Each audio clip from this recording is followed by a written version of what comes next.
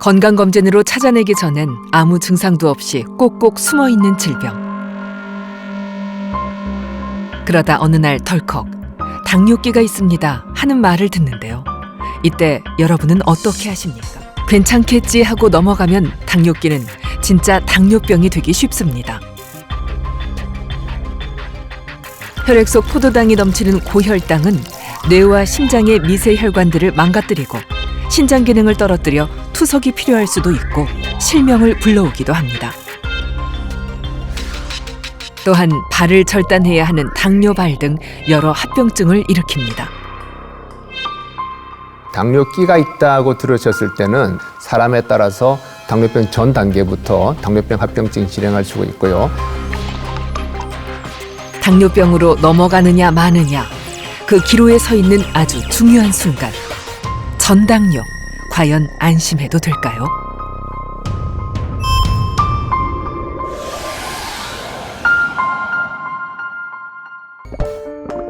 우리가 먹는 음식물은 위와 장을 거치면서 흡수하기 좋은 포도당으로 바뀝니다. 이 포도당은 혈액으로 들어가 에너지로 쓰이는데요. 우리 몸이 포도당을 이용하려면 췌장에서 분비되는 인슐린 호르몬이 필요합니다. 인슐린은 세포막의 인슐린 수용체와 결합해 혈액 속의 포도당을 세포 속으로 들어가게 문을 열어주는 역할을 합니다.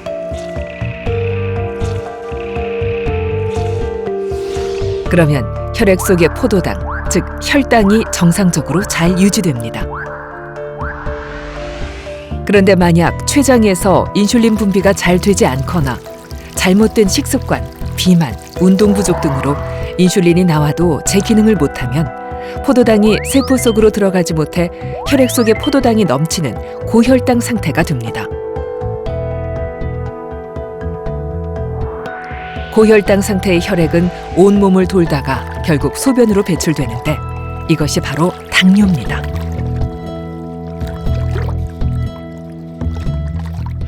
혈당은, 즉 혈중의 포도당은 우리 몸의 대표적인 연료입니다.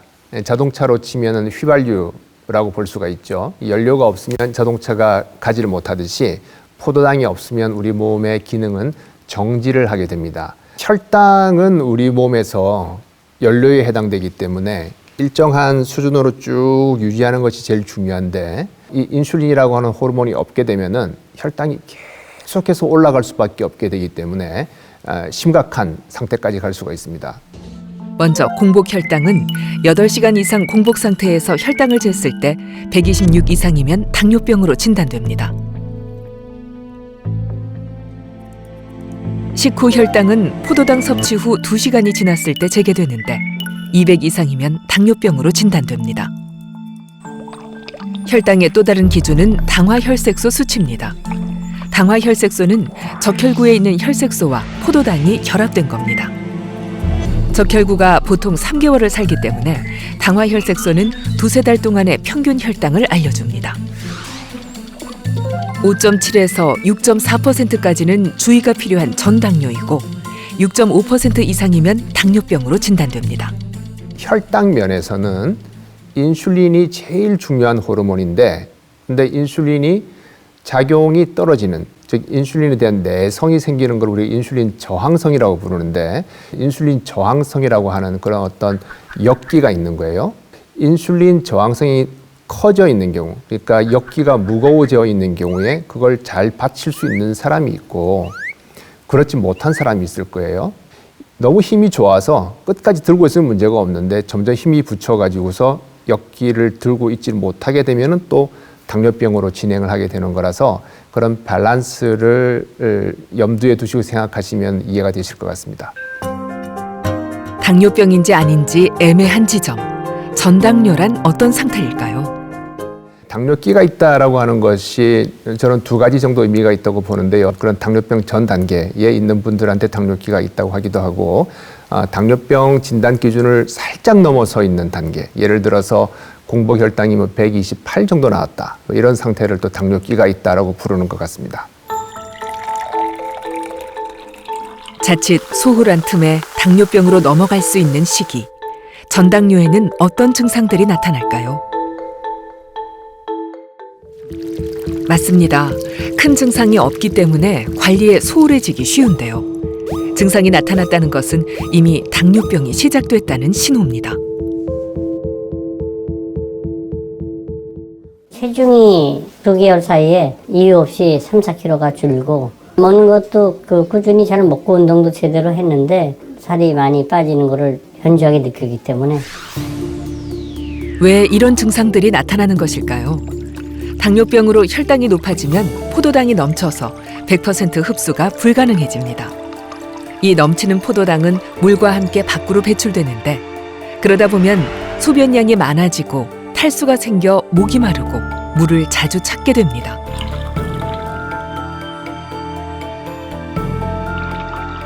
또한 포도당과 물이 함께 빠져나가면서 기운이 없고 허기져서 음식을 자주 찾게 됩니다. 잘 먹는데도 체중 감소가 옵니다. 한편 고혈당 상태가 지속되면 면역 기능이 떨어져 염증이나 감염이 잘 생기고 상처가 잘 낫지 않습니다. 시력이 떨어지고 소변에 거품이 많아지기도 합니다. 또 발의 감각을 잘 느끼지 못하는 증상이 생길 수 있는데 증상이 없을 수도 있습니다.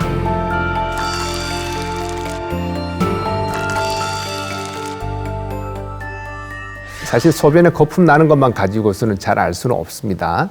소변에 단백질이 빠져나오는 검사를 해서 단백뇨, 정확히는 이제 알부민뇨 이런 걸 검사를 해가지고서 판단을 하는데요.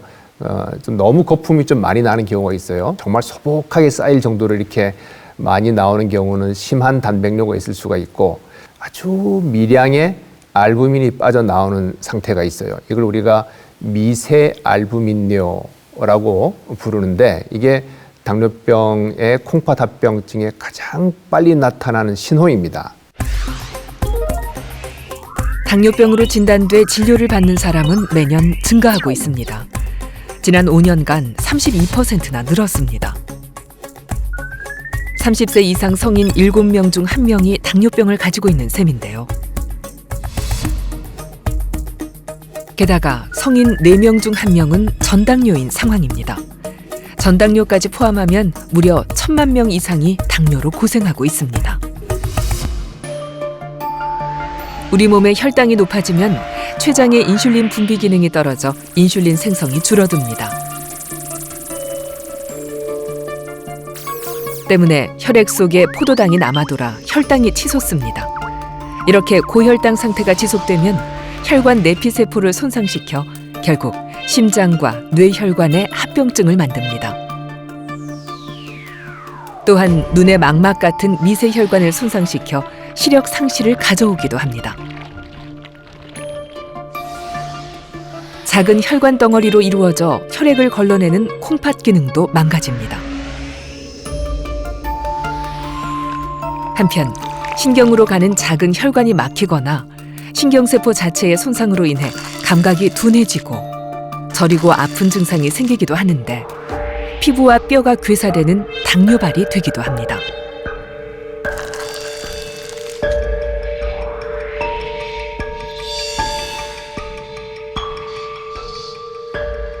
당뇨병이 되어야 그게 진행한다고 생각했었는데 연구를 해보니까 당뇨병 전 단계에서도 이미 눈이라든지 콩팥이라든지 신경에 아주 미세한 그런 변화가 감지가 됩니다. 당뇨병 전 단계라고 해서 100% 다 당뇨병으로 가느냐? 그건 아닙니다. 대략 5 내지 10%, 평균 8%의 당뇨병 전 단계에 있는 사람들이 실제로 당뇨병으로 매년 진행을 하고 있습니다. 나이 들어서 운동 안 하고 배 나오고 하면은 혈압, 혈당, 그리고 콜레스테롤 문제가 생기고 나중에 심장이나 머리, 중풍 같은 게 오더라라고 옛날부터 알고 있는 내용인데 그거를 이제 그 질병명으로 만들어 놓은 게 대사증후군이죠. 두 가지 의미가 있다고 보시면 됩니다. 하나는 당뇨병의 고위험군이다. 그러니까 내당능 장애 혹은 공복혈당 장애부터 포함되기 때문에요. 둘째는 심혈관 질환의 고위험군이다. 그렇기 때문에 대사증후군이 있으면 심혈관 질환 위험이 높다라고 보시면 되겠습니다. 그렇다면 혈당을 관리하는 인슐린 호르몬은 대사증후군과 어떤 관계일까요? 췌장에서 인슐린 호르몬이 분비되면 근육과 지방세포가 포도당을 에너지원으로 쓸 수 있도록 세포의 문을 열어줍니다.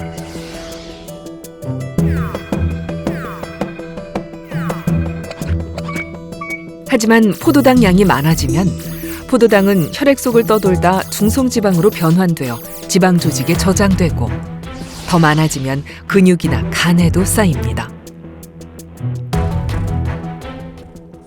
동시에 혈관을 청소하는 좋은 콜레스테롤인 HDL은 감소하고 나쁜 콜레스테롤인 LDL은 혈관벽에 파고 들어갑니다.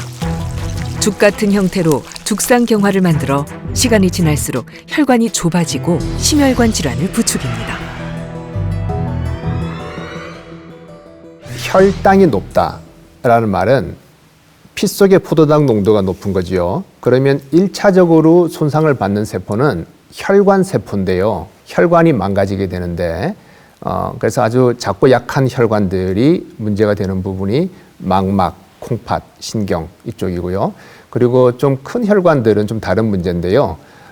고혈압도 있고 고지혈증도 있고 이런 부분들이 합해져서 동맥경화입니다. 정확히 말씀드리면 죽상경화라 그래서 콜레스테롤이 죽 모양으로 해서 혈관 밑에 쌓이게 되는데 그러면 혈관이 좁아지겠죠. 그러다가 그게 터지는 수가 있어요. 그렇게 되면은 갑자기 피떡이 만들어지면서 혈관을 막아버리게 되는데 굉장히 위험한 상황이 됩니다.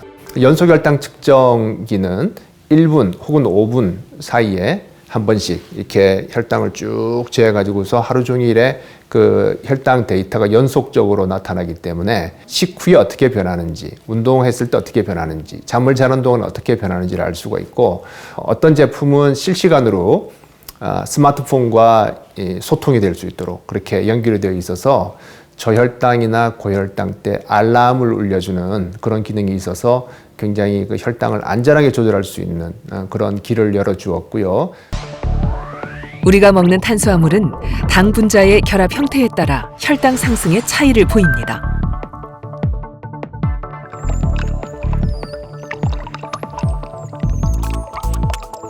포도당에 과당이 결합된 단순당은 몸에서 분해 흡수가 빨라 신속히 에너지로 쓰이지만 혈당을 빠르게 올리고 인슐린을 과다 분비시켜 사람에 따라 급격한 혈당 저하가 뒤따릅니다.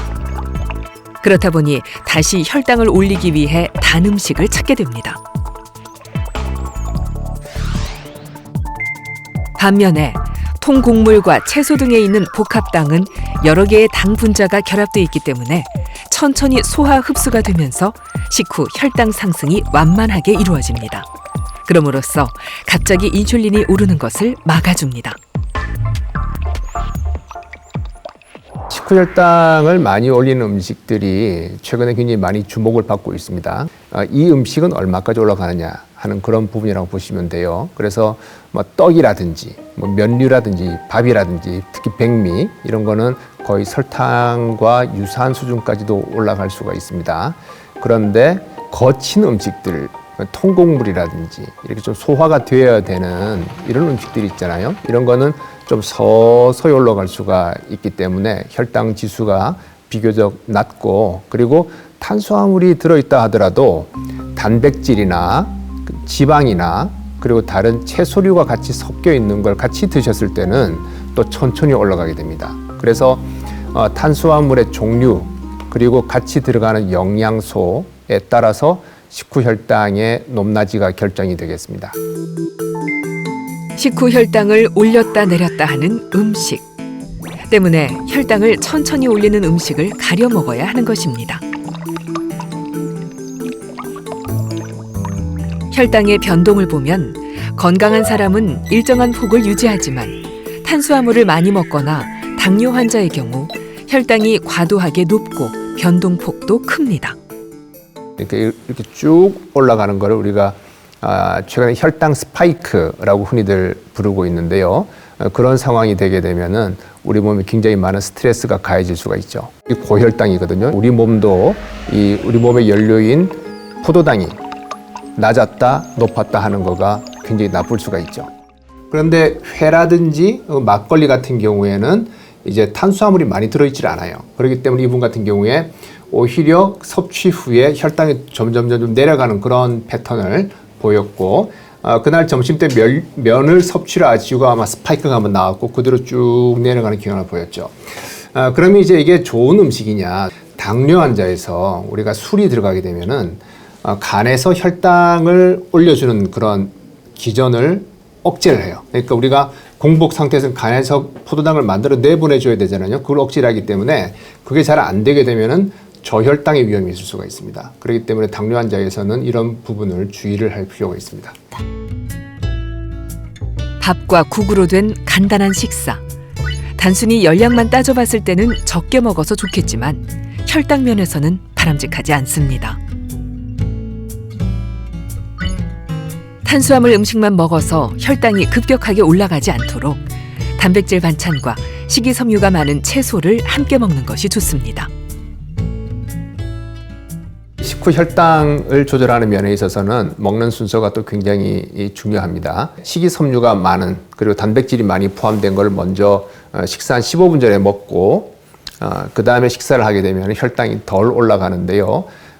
이 탄수화물이 소화 흡수되는 속도가 좀 늦어지고 그리고 장에서 인슐린 분비를 촉진시키는 장 호르몬 GLP-1이라는 게 있는데 이 호르몬의 농도가 올라가면서 혈당 조절이 더 잘 됩니다. 일본에서 했던 연구는 생선이나 육류를 먼저 먹고 그 다음에 밥을 먹었을 때 밥에 의한 그 혈당 상승이 지연되더라 하는 것을 또 발표한 바가 있습니다. 그래서 섭취한 영양소, 즉 칼로리 양은 동일하지만 이 식사 순서만 바꾸더라도 식후에 급격한 혈당 상승을 막아볼 수가 있습니다. 밥을 나중에 먹는 것이 중요합니다. 단백질과 채소 반찬을 먼저 섭취한 후에 밥을 먹으면 혈당이 갑자기 오르는 것을 막을 수 있습니다. 췌장에서 분비되는 인슐린은 간과 근육에 가장 많이 작용합니다. 그런데 운동이 부족하게 되면 근육에서 작용하는 인슐린이 제 역할을 하지 못하게 됩니다. 포도당이 세포로 들어가는 통로가 잘 열리지 않아 포도당이 혈액 속에 쌓이면서 혈당이 높아집니다.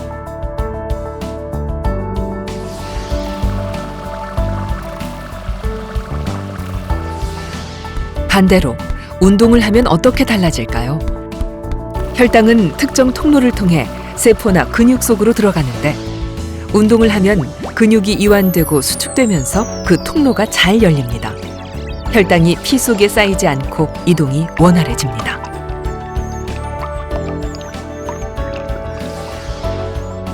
운동을 하면 같은 양의 인슐린으로도 더 많은 양의 혈당을 조절할 수 있게 됩니다. 비만한 사람에서 체중이 15% 정도 감량이 되게 되면은 당뇨병이 없어지는 상태가 생깁니다. 우리가 이 완치라고 말하기는 좀 조심스럽고 그래서 병이 있다는 증거가 없다라는 그런 의미로 관해라고 부르는데요.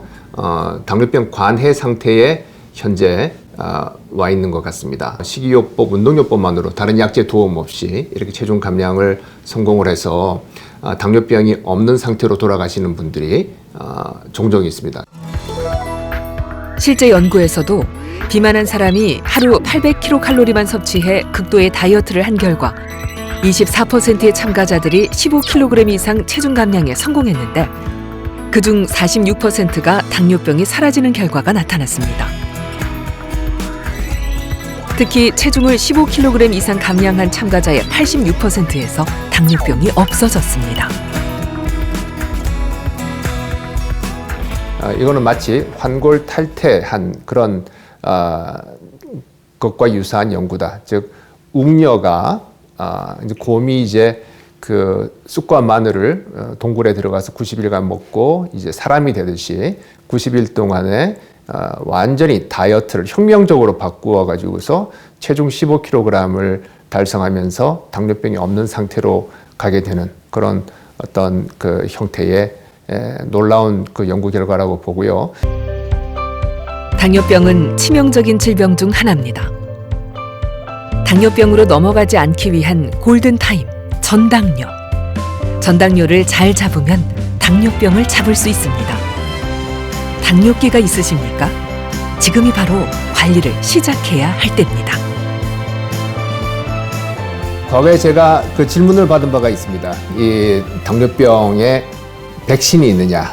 최근에 코로나 백신 다들 관심이 많으신데요. 당뇨병도 백신이 있느냐 하는 것인데 전 당뇨에서 당뇨병으로 넘어가는 것을 막는 백신이 있습니다. 바로 작은 밥그릇과 운동화라고 말씀드릴 수가 있는데요. 칼로리 관리 하시고 음식 관리하시고 그리고 적절한 운동을 하심으로써 충분히 막을 수가 있습니다.